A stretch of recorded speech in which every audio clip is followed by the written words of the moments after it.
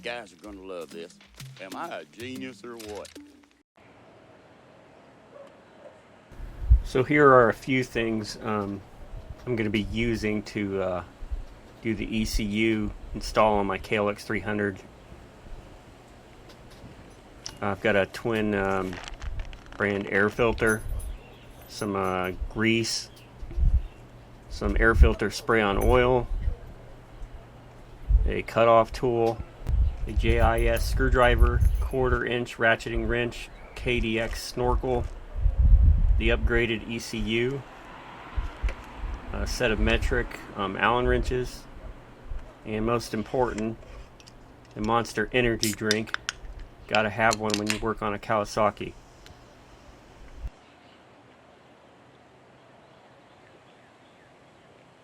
So you'll need an 8mm socket to do this. There's 3 bolts you need to remove.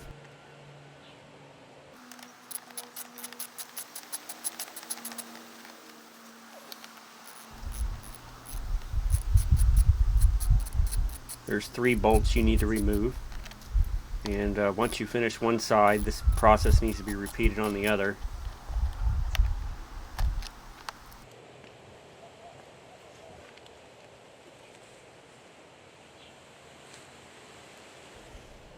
Here's my upgraded ECU that's been flashed.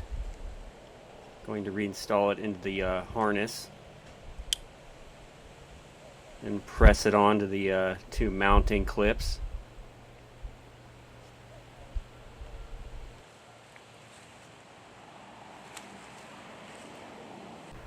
Now I'm going to remove the seat. Should just pull up and pull back.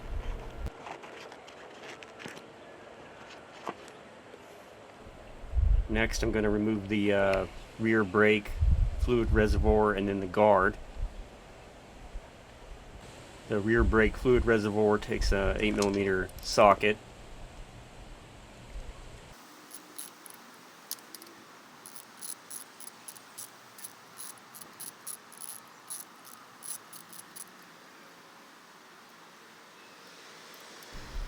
The guard takes a Allen wrench.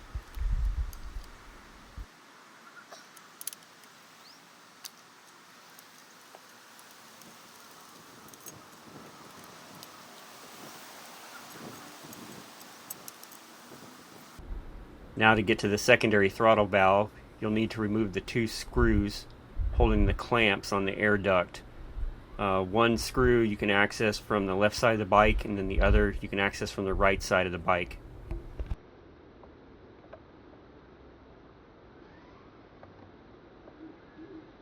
Using a JIS screwdriver, I was able to remove the screw from the rear clamp from the right side of the bike, and then remove the front clamp from the left side of the bike.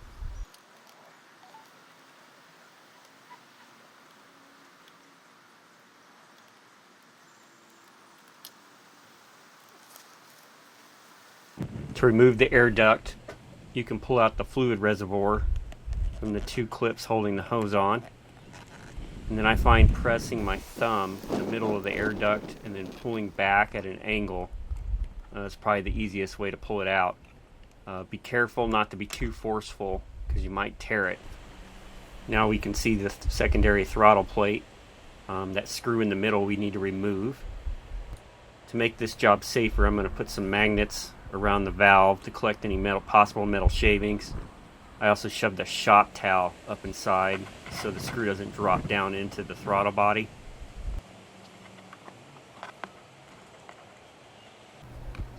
And there I have everything in place. The magnets are just an insurance policy just in case any little metal shavings come off of that screw. Hopefully you don't strip it. So the best tool for the job I've discovered is to take my JIS screwdriver with a number 1 bit and slide the shaft into a 1/4 inch ratcheting box and wrench. Once you get the bit lined perfectly, you can then add some back pressure on the shaft and then rotate the wrench, and eventually the screw should come out. If you don't use a JIS screwdriver, you'll probably strip it, or if it's not perfectly aligned, you'll probably strip it, so watch out.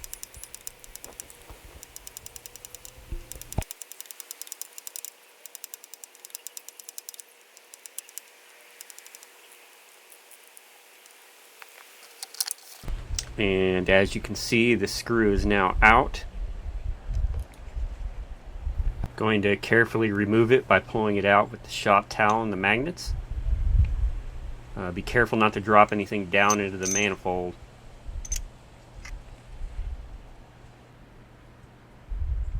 And as you can see, there it is. It's not stripped.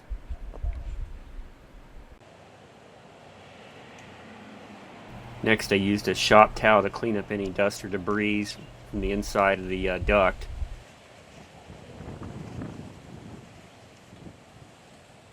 Next, you can install the duct. Make sure the clamps are pushed away from the edge, so that way the duct fits over the lip of the throttle body and the air cleaner duct. Next, you'll slide the clamps back once it's fully seated, and then just tighten the 2 screws.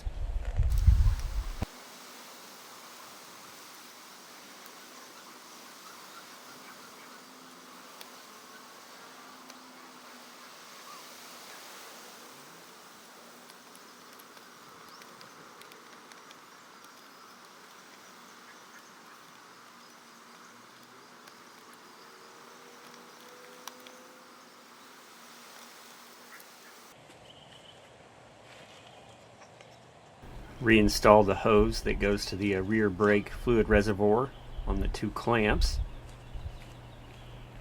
An 8mm bolt at the top to hold the reservoir onto the bike, and then the 2 Allen bolts to hold the guard on.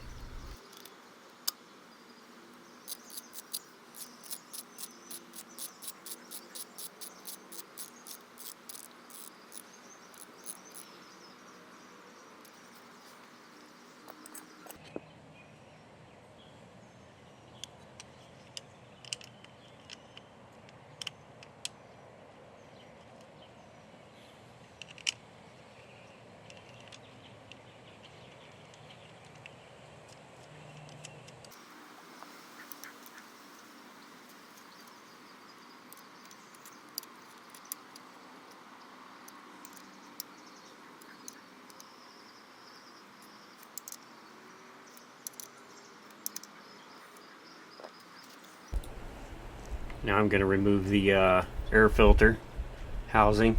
There should be 4 bolts. I believe they're 8mm. Yeah, I know I'm only showing 3 being removed. One of mine was misplaced.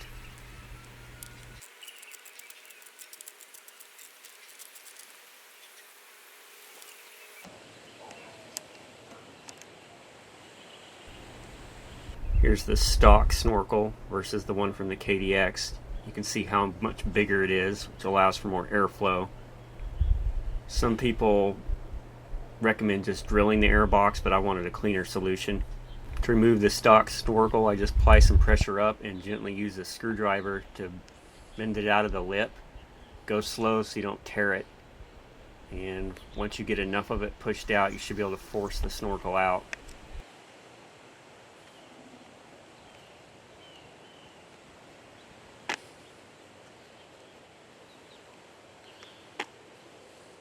Now to install the KDX Snorkel, you just slide it in. It can be a little tricky with the ridges. Gently press it in. You want to make sure that the lip on the top of the Snorkel is seated fully into the airbox cover. Going to remove the stock air filter. It looks pretty dry and dirty, so it's probably time to change it anyway. Undo the bolt.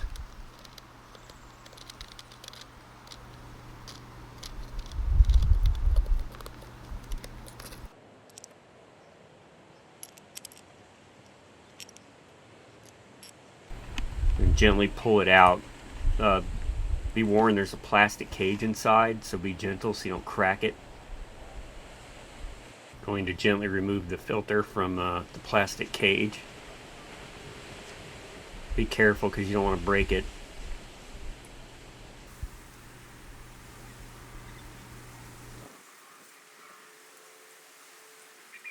take note of how that brass fitting is positioned.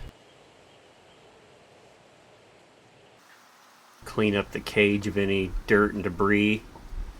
Inspect it to make sure it's not cracked. Take the new air filter and I'm going to place it in a plastic container.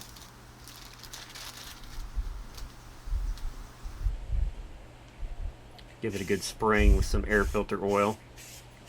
I didn't have any of the kind you submerge it in.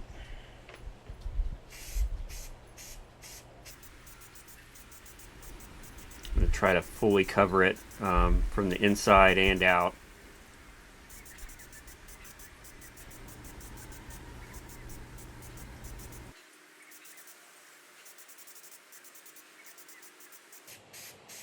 Now I'm going to squeeze the air filter and try to work some of that oil into it.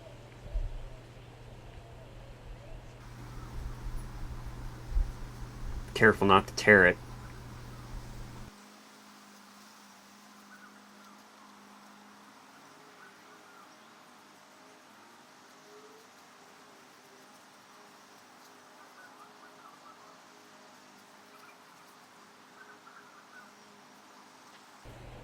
And gently work the cage back inside the air filter, paying special attention to not tear that lip on the air filter trying to do this.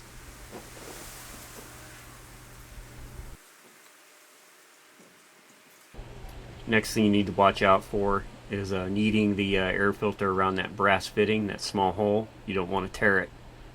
You need to let it sit overnight to let the oil thicken up.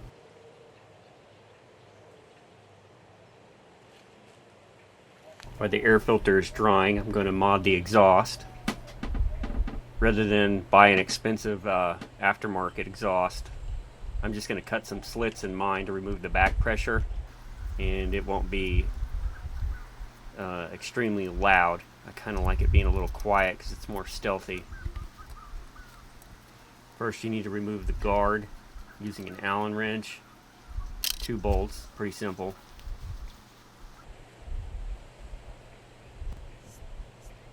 Next I'm going to measure out where I'm going to cut the 4 slots.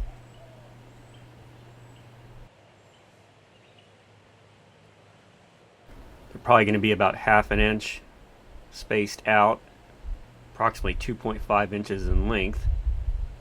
I don't think it has to be exact, but that seems to be good enough.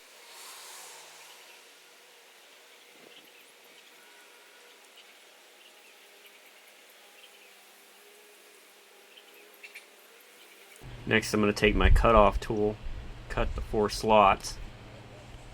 You don't need a cutoff tool. A hacksaw would probably work, but it's a lot faster if you have a cutoff wheel.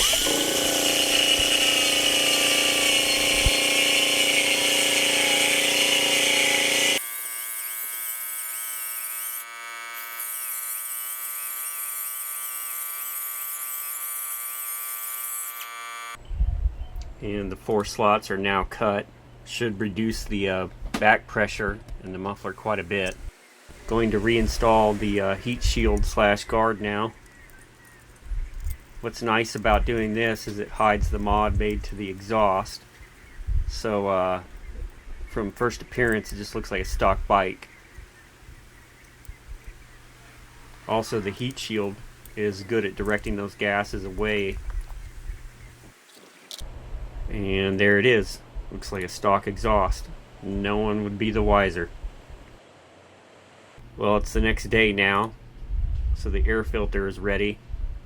This is kind of an optional step, but I'm just doing it as an extra form of insurance. You can add a little grease to the lip of the air filter to seal out any dirt trying to come in. A lot of air filters now are actually pretty good quality and they seal up pretty well, so this may not be necessary, but I live in a pretty dusty area.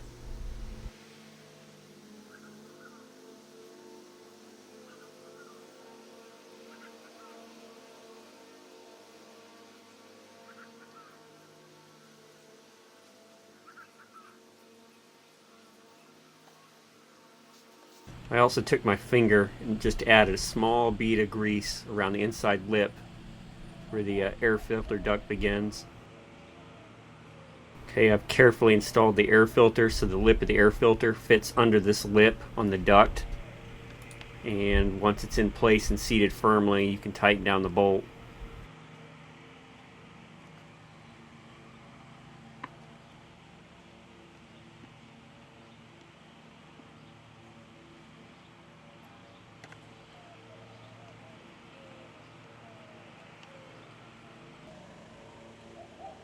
Now I'm going to install the air cover back on with the new KDX Snorkel.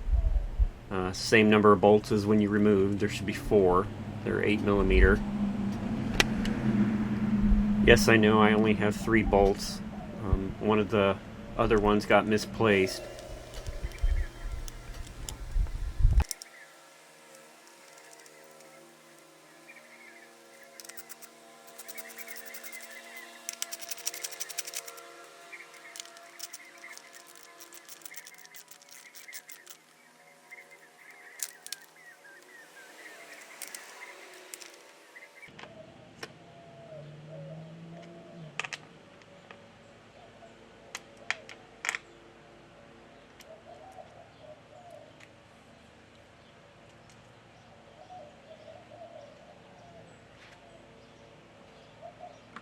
First, start with the flashed ECU.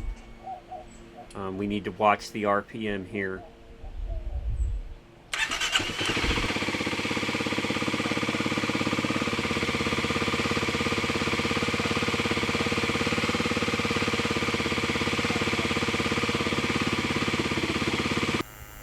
The bike takes approximately 3 minutes to warm up. The higher idle speed at cold usually floats around 2200 RPM or so. Some people have reported the ECU has caused it to idle high. You need to make the bike wait about 3 minutes till the idle lowers, and then from that point you can adjust the idle. My bike actually appears to be idling normally, so I may not have to make that adjustment. The bike has warmed up and has come off high idle. You can see the idle has dropped to approximately 1800 RPM, which is actually the target RPM needed. So I won't need to adjust the idle on mine, but I will show you guys where that can be done. So if you need to do it, you can. Here's the idle adjustment screw on the right side of the bike. Turn it in to increase the idle, turn it out to lower the idle. And remember the procedure to check yours. Start the bike, let it idle for about 3 minutes until the idle drops when it's warm, and then adjust the idle to match about 1800 RPM.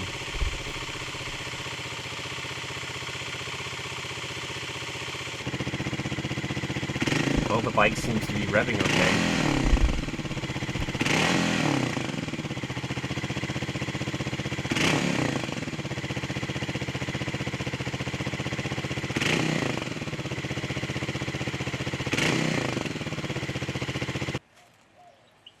Going to reinstall the seat.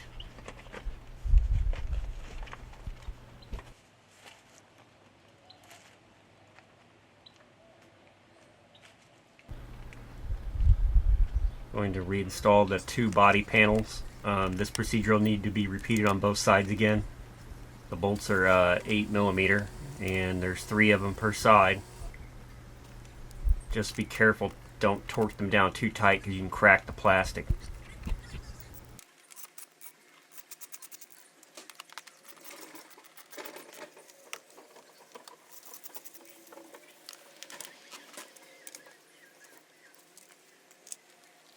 So here are some clips so you can compare the exhaust sound.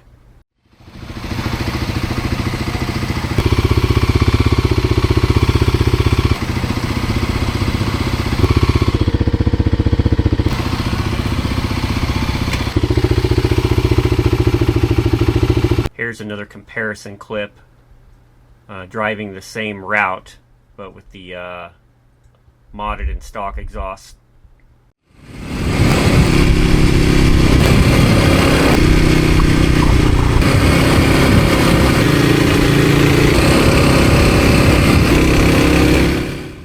first impressions of the new ECU and mods with removal of the secondary throttle plate and the high flow air filter and the exhaust mods.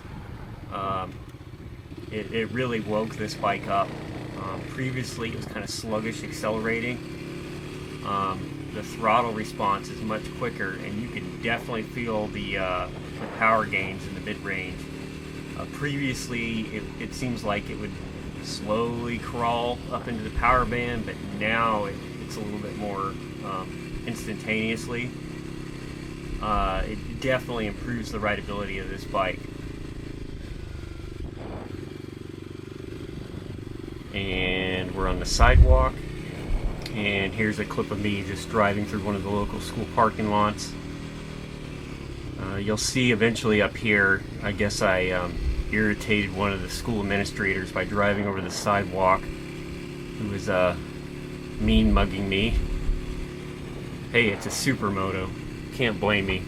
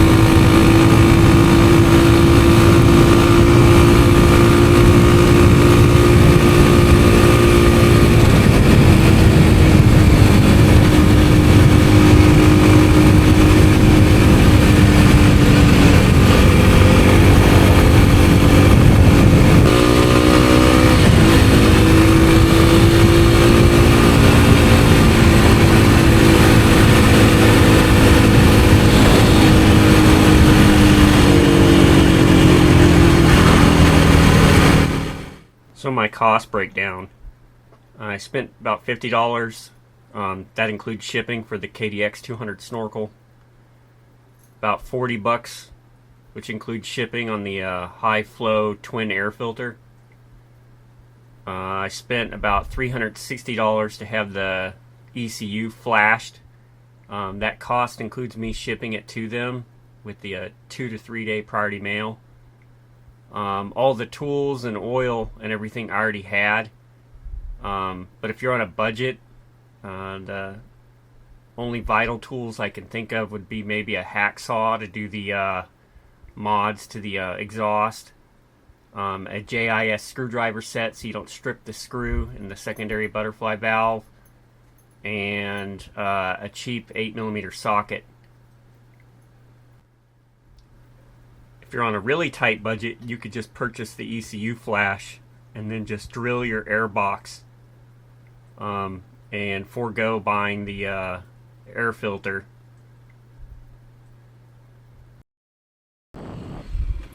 So for less than $500, you can really improve this motorcycle. So was it worth it? Well, considering the dyno results show about a 6 horsepower gain in the mid-range, I would say yes. You can probably get close to the same results with a fuel controller and the same airbox and muffler mods. Then you have to monkey with some extra settings, and it's just a less elegant solution that is similar in price.